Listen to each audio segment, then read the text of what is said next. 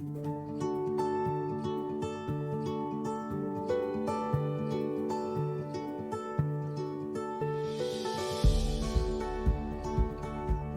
buenos días a todos. La verdad que el vídeo anterior pues, ha sido un preámbulo perfecto para esta presentación. Como habíamos comentado, a ver, voy a darle a compartir, a ver si todo es correcto.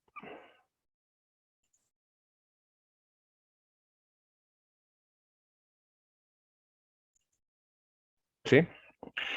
Bien, la ponencia va a ser sobre los criterios para la declaración y gestión de las cepas urbanas en Extremadura en un periodo que, además, muy concreto, en el 2001-2021, ¿no? Y ahora, bueno, os voy a intentar explicar por qué hemos fijado este periodo, ¿no? Son 20 años de cepas urbanas en Extremadura que han tenido una larga trayectoria y que merece la pena detenerse un poco a ver cómo ha sucedido toda esta experiencia con las cepas urbanas que no nacieron, como veréis, de la noche a la mañana, ¿no? En este cuadro, pues queda resumido desde 2001 a 2021 todos los pasos que hemos ido dando en la declaración de las cepas urbanas. Empezó a principios de este siglo, tenía yo entonces 35 años cuando, cuando empezó este proceso, y os lo voy a ir detallando un poquito, ¿no? Fijaros, empezó en 2001 con la solicitud del Ayuntamiento de Almendralejo para que se declarase la iglesia de su pueblo, la iglesia de Nuestra Señora de la Purificación. Fijaros en la siguiente imagen, es el registro de entrada fechado el 6 de julio de 2001, que se cumplirían los 20 años pues, el martes de la semana que viene, en el que, bueno, pues, la verdad es que es un documento para conservarlo y enmarcarlo, ¿no?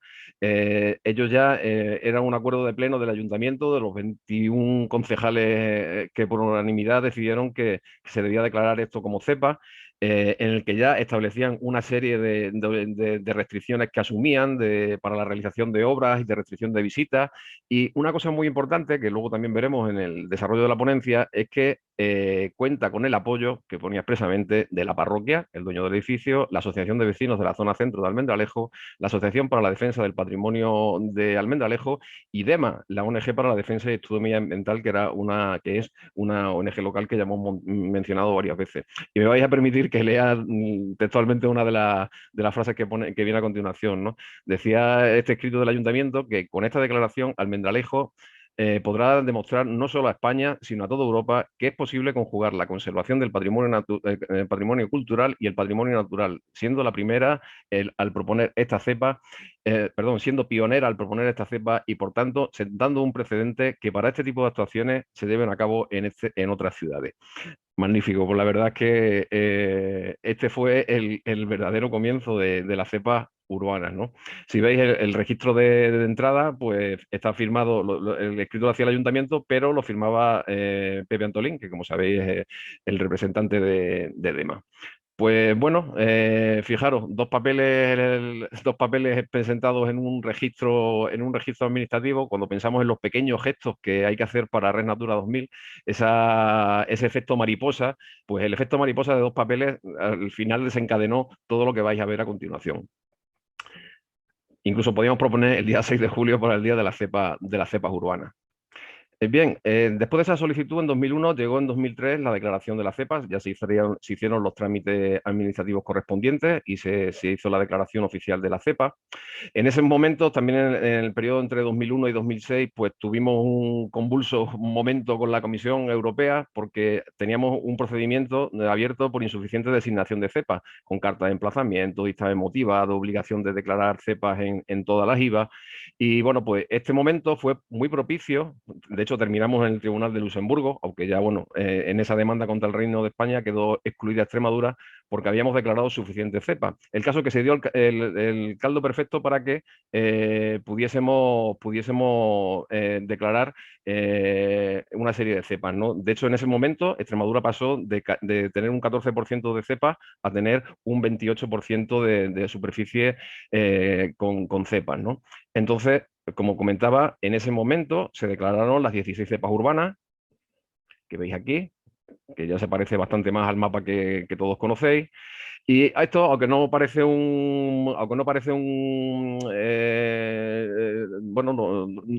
un hito, pero sí que lo es. Fijaros, para que veáis el cariño que le tenemos a las cepas urbanas por cosas como esta, ¿no? Este es un escrito del Ayuntamiento de Trujillo quejándose, diciendo que no estaban de acuerdo con los límites que le habíamos puesto a la cepa y solicitando su ampliación. De tal manera que no solamente, entonces en aquel entonces estaba solamente declarado el puntito rojo este que veis aquí, que era la Plaza de Toros de Trujillo. Nos mandaron un mapa, nos ubicaron todas las colonias y nos dijeron que debíamos ampliarla para incluir las demás colonias que había en el casco histórico y en la ciudad de Trujillo. Y así hicimos, y de hecho, bueno, pues el mapa actual de la cepa de Trujillo se basa precisamente en la propuesta del ayuntamiento. A continuación de esto hubo una nueva declaración de cepas en 2012, se declararon Jerez y Plasencia.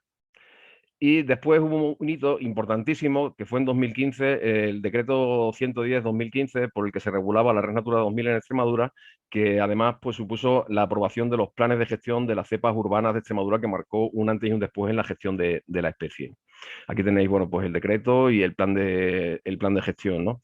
Y bueno, la historia más reciente, pues porque ya estábamos hablando desde 2001, sería pues la aprobación del proyecto LIFE, que ha tenido dos hitos importantes. Ha tenido, pues bueno, va a tener dos hitos importantes. La propuesta de declaración de 4 cepas urbanas nuevas, que ya lo comentamos en la ponencia del lunes, perdón, del martes, Escurial, Alcollarín, Almendral y Torre de Miguel Sesmero, y algo que nos parece muy importante, que va a ser la aprobación del plan de conservación del hábitat del cernícalo primilla.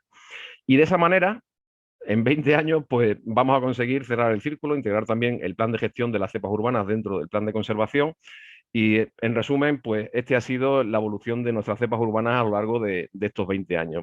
El efecto mariposa de estos dos papeles, que como os decía, pues presentados en un registro administrativo, fijaros lo que ha acabado desencadenando, ¿no? Bien, empezando por qué es una cepa urbana, hay que hacer una matización importante, ¿no? Que las cepas urbanas no existen como figura legal, ¿no? Es decir, no vienen ni siquiera así definidas en la directiva de aves, es una denominación coloquial para diferenciarlas pues, del resto de cepas que hay en Extremadura. Una cepa urbana, a fin de cuentas, es una zona de especial de protección para las aves, pero que se declara específicamente para proteger las colonias de cérnica o primilla dentro de núcleos urbanos de pueblos y ciudades. ¿Por qué se declararon en Extremadura? Bueno, por razones obvias. Los censos que teníamos en aquel momento nos indicaban que el 67% de la población y el 73% de las colonias estaban en zonas urbanas. Por tanto, la protección había que llevarla allí, donde se encontraba la especie. Ya teníamos muchas colonias dentro de Red Natura 2000, como veis, llanos de Cáceres, La Serena, la Campiña Sur, llanos de Brozas y Alcántara, pero fijaros, todavía había 389 colonias que estaban fuera de este ámbito de protección. De hecho, Extremadura fue la primera región de la Unión Europea en declarar cepas específicas para la conservación de las colonias de cernícalo primilla en zonas urbanas y también fue la primera en declarar una cepa para una única especie, que era el cernícalo, que hasta entonces pues, bueno, pues no existía esa opción dentro de toda la inmensa red de cepas de la Unión Europea, ¿no? Nos alegró muchísimo y luego lo veremos en la siguiente ponencia, ¿no? La declaración de nuevas cepas en Castilla-La Mancha, en Almodóvar del Campo y Tirte Afuera, ¿no? Bueno, que nos alegramos, yo creo que casi tanto más que ellos con la declaración de estas cepas. Y bueno, bien, la relación de cepas que ya conocéis de Extremadura actualmente son 19, con muy poca representación superficial, porque apenas el 0,05% de toda la Red Natura 2000 de Extremadura, pero tener en cuenta que, bueno, que estas cepas tienen como superficie media unas 40 hectáreas. Unas cepas que nos llenan de orgullo ver solamente las imágenes de dónde se encuentran y cómo son estas localidades, bueno, pues en ellas acogen pues, un importante porcentaje de la población de esta especie en nuestra región. Y además que tienen otro valor, obviamente. Ahí hay castillos históricos, iglesias, catedrales, monasterios, juderías, edificaciones que van del siglo XIII al siglo XIX, de todo tipo de estilos, desde el gótico hasta el mudéjar. Y la verdad es que, bueno, pues con el aliciente de que muchas de ellas además son edificaciones declaradas bien de interés cultural. ¿Para qué especies se declaran las cepas urbanas? Bueno, como hemos visto, para el cernícalo primilla en los núcleos urbanos, pero también se pueden declarar para otras especies. Por ejemplo, bueno, pues otras especies que también están presentes dentro de los núcleos urbanos o incluso en el entorno de los núcleos urbanos cuando hay un curso fluvial, como estas que estáis viendo aquí, ¿no? Entonces, esto nos permite, pues bueno, introduciros a qué tipo de cepas urbanas hay en Extremadura. Pues por un lado, hay cepas específicas para la conservación del cernícalo primilla, cepas que no son específicas para la conservación del cernícalo primilla, pero que incluyen zonas urbanas o periurbanas, y cepas en tramos fluviales. Las urbanas, pues serían, este esquema lo representa, colonias que están dentro del núcleo urbano, y las periurbanas las que están a una cierta distancia del núcleo urbano. Las urbanas, a su vez, se distinguen entre aquellas que están concentradas en un par en uno o en varios edificios, y las que están dispersas, en las que las colonias, los nidos se encuentran repartidos por distintos edificios, muchos edificios dentro del casco urbano. Por ejemplo, la cepa de Jerez sería un caso de cepa urbana. Y esta otra que veis aquí, la Casa de la Enjarada, una casita que está, vamos, una casita, un palacio que está en medio del campo, pero a escasa distancia de la localidad de Cáceres. Sería un caso de periurbana. Y luego tenemos este otro caso. Imaginaros aquí un edificio con cérnica primilla dentro del casco y otro fuera, que quedan incluidas dentro de otra cepa que no se declaró específicamente por ello, pero que quedan incluidas. El caso más evidente sería el del embalse de Orellana y Sierra de Pela, en el que los límites de este espacio incluye este punto que veis aquí, pueblo de Alcocer. Eh, y como veis, pues los límites de esta cepa pasan justo por aquí, y justo por aquí, a partir de ahí, pues todo eso está dentro de otra cepa, pero incluye el convento de la Visitación de Pueblo de Alcocer, que es una de las colonias más importantes de Extremadura. Por último, y solamente por mencionarlo, tenemos las cepas en tramos fluviales, es decir, cuando un río pasa por una ciudad. Y podemos incluir solo el curso fluvial, o podemos incluir también una zona urbana.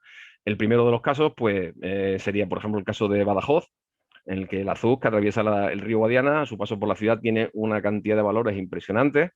O este otro caso en el que se nos cuela el Cernícalo Primilla, en el que se declara el río y una parte del núcleo urbano, que sería, por ejemplo, el caso de la cepa colonias de Cernícalo Primilla y Cachón de Plasencia, en el que se declara el casco urbano por los Primillas y este tramo del río por sus valores para las aves dentro de la misma cepa. Dicho esto, y no me podía resistir, también hay que hablar de que hay muchas zonas, hay también zonas de especial conservación por la otra directiva, la directiva de hábitat, que están en zonas urbanas, como es el caso del monasterio de Yuste, un edificio que acoge una espectacular población de murciélagos grandes de herradura y otras especies bueno, que hicieron merecedores este edificio de esa protección, ¿no? Y fijaros, mirad, esta imagen creo que es muy significativa. Esto no nos pasa nunca con la cepa. Al menos yo, los 24 años que llevo en la administración, nunca nos han pedido que declaremos una cepa, nunca nos han pedido que la ampliemos, y mucho menos ver este orgullo que tiene la gente, la opinión pública, por ser cepa urbana, ¿no? Y si os dais cuenta, estas tres noticias tienen una cosa en común. Entonces dice, la única cepa urbana, la única región europea, la única capital europea. Es decir, tiene algo especial las cepas urbanas que no tienen el resto de lugares de Red Natura 2000, y que es lo que nos entusiasma a los que trabajamos en la gestión de estos lugares, ¿no? ¿Cómo se gestionan estos lugares en Extremadura? Pues mirar, la gestión de estos lugares se basa principalmente a partir de 2015 en la aplicación del decreto por el que se regula la Red Natura 2000, en el que se incluía un plan de gestión específico para la especie.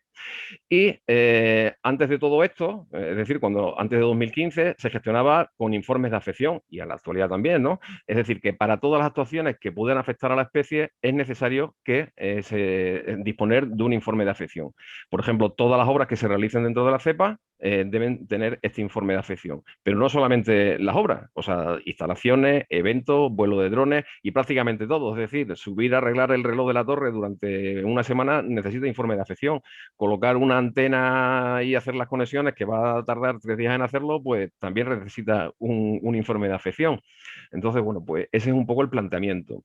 Si bien a partir de 2015 quedó todo más arreglado con el plan de gestión, todos los planes de gestión de Extremadura tienen este planteamiento que veis aquí, y nos vamos a centrar en 3 puntos. El elemento clave, la zonificación y las medidas de conservación, muy resumidamente.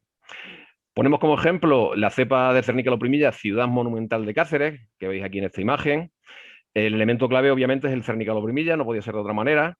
Y tener en cuenta que en todas las cepas urbanas hemos hecho una zonificación. Se ha establecido una zonificación con 2 categorías. Las zonas de interés prioritario, que incluyen las áreas críticas, y zonas de uso general, que serían zonas sin tantos valores, ¿no? En las zonas de interés prioritario estarían las colonias y su área de influencia. Y en las zonas de uso general estarían las áreas potenciales para la especie, lugares que, bueno, que no teniendo la especie, pero también son importantes. De esta manera, pues una cepa, como veis aquí la de Cáceres, pues se convierte en esto, una zona de interés prioritario en verde y unas zonas de uso general alrededor. ¿Cuáles son las medidas de conservación que se establecen en base a esa zonificación? Pues mirar, en las zonas de interés prioritario, las más importantes, hay una una regulación que es que no se podrán hacer obras que afecten a la especie entre el 15 de febrero y 15 de julio. Esto te salva la mayor parte de los problemas que tenemos con esta especie. Y además, cuando no sea posible conservar en las obras los lugares de nidificación, pues se colocarán nidades artificiales, bien exteriores o bien bajo teja, una medida que se está aplicando también muy ampliamente. Hay una serie de medidas también que son generales son comunes tanto para las zonas de interés prioritario como las zonas de uso general. Y sería pues evitar, siempre que se pueda, eliminar los huecos donde pueden edificar el cernícalo primilla o adaptar los existentes, con el objetivo de mantener esa disponibilidad para que ocupen nuevos edificios.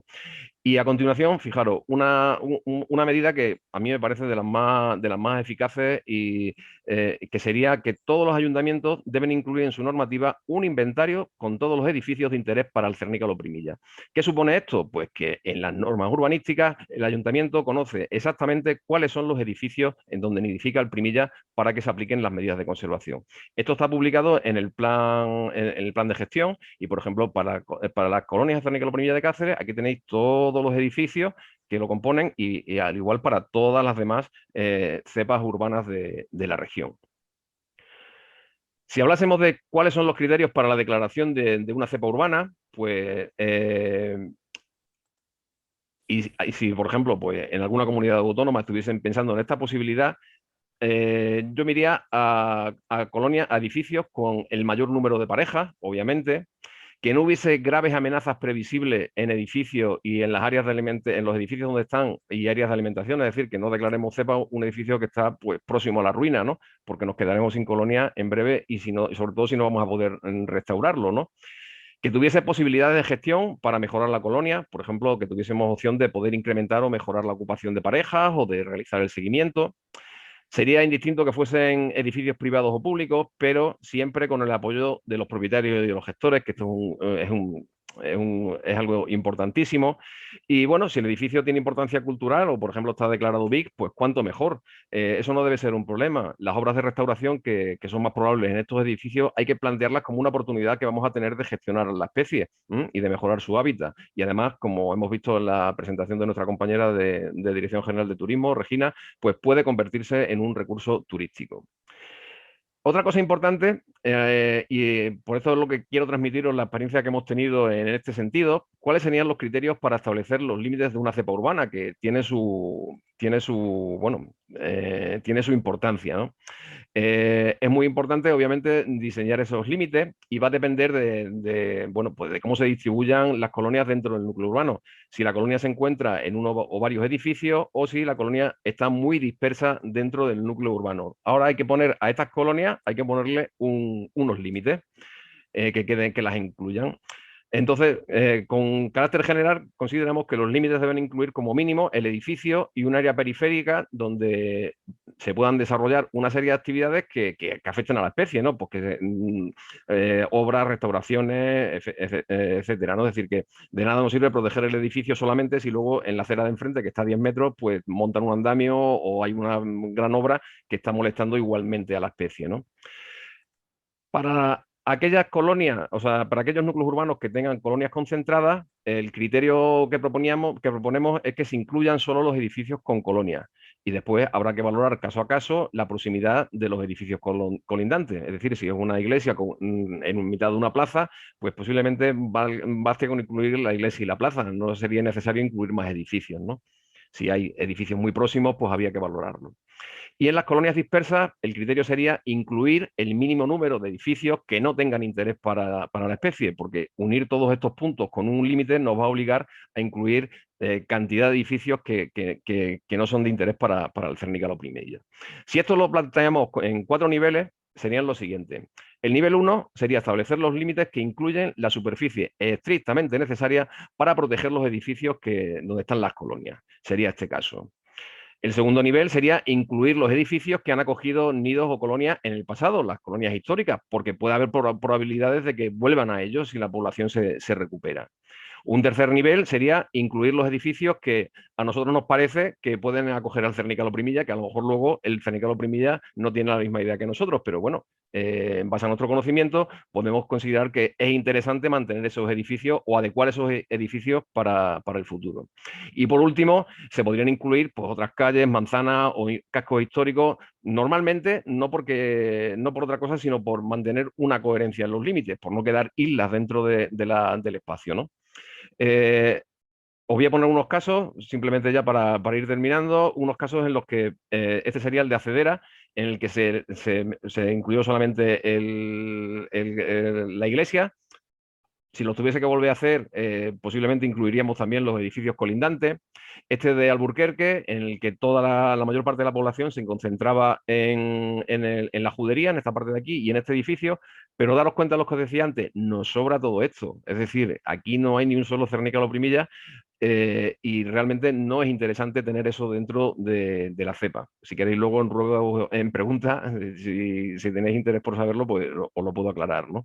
O esta otra zona, en Garrubillas de Alconétar, que sería el modelo en el que está dispersa la colonia dentro del casco urbano y nos obliga a este diseño por manzanas, ¿no?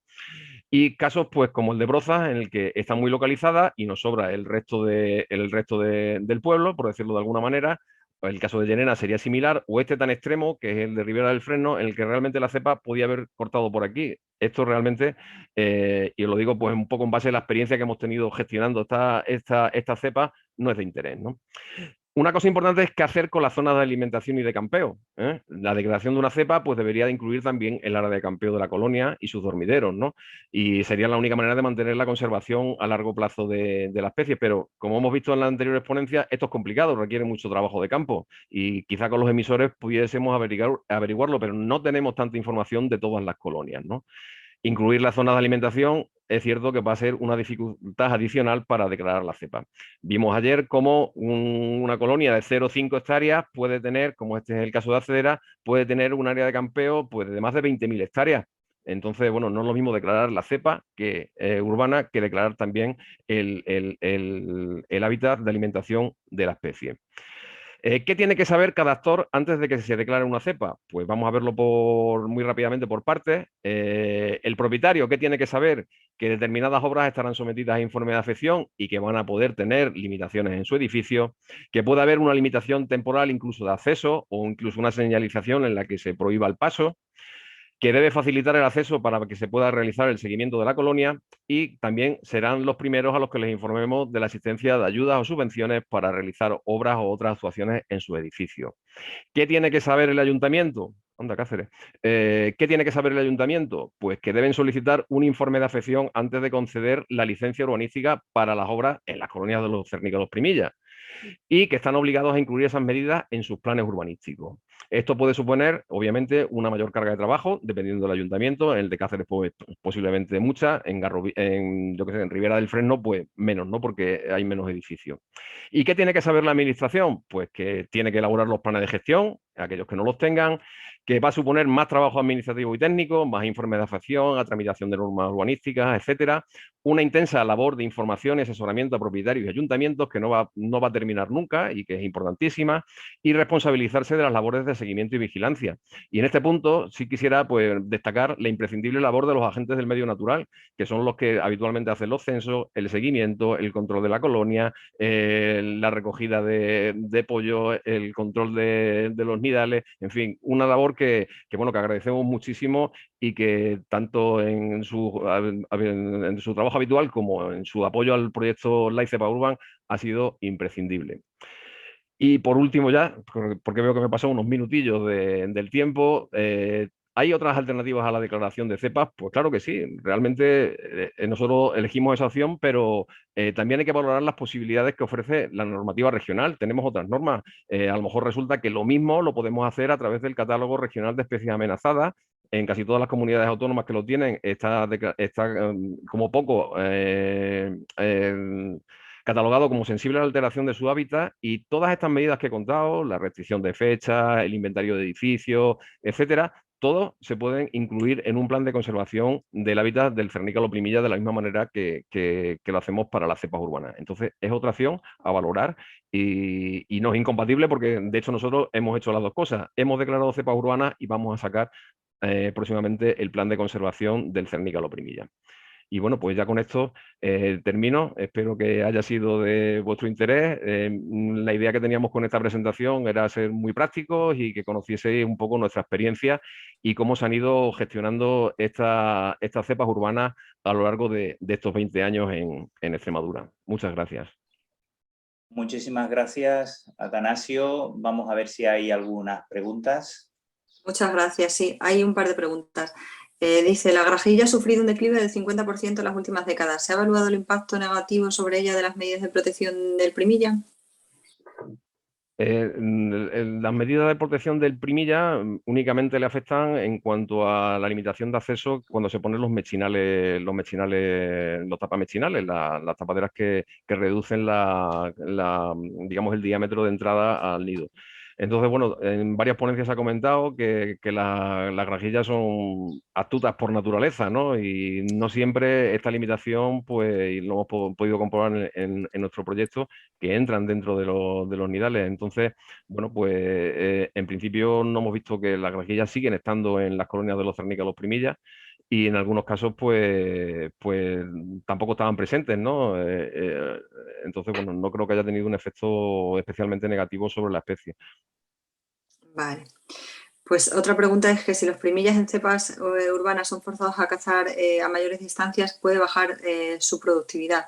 ¿Y cómo lidiar con eso? Bueno, forzado. Sí, la verdad es que no deja de sorprendernos. O sea, se ven forzados, no es que los obliguemos, porque los obligamos nosotros. Es decir, normalmente se ven forzados porque ha habido cambios en su hábitat favorable en el entorno de la colonia, que les obliga, pues, como vimos ayer en el caso de Accedera, que se tienen que marchar pues, a 15 o 20 kilómetros a cazar. Eso no puede ser bueno para ninguna especie, obviamente. Tanto viaje, tanto desplazamiento, al final puede incidir en la productividad. Lo ideal en cualquier colonia sería que las áreas estuviesen más próximas, cuanto más próximas están las áreas de alimentación a las colonias, mayor va a ser la productividad. Que lo comentó en los resultados también nuestro compañero Alfredo Ortega cuando habló de la productividad de estas 3 cepas que se eligieron para hacer el seguimiento, ¿no? Pues ya no hay más preguntas. Muchas gracias. Gracias. Pues Nacho, muchísimas gracias y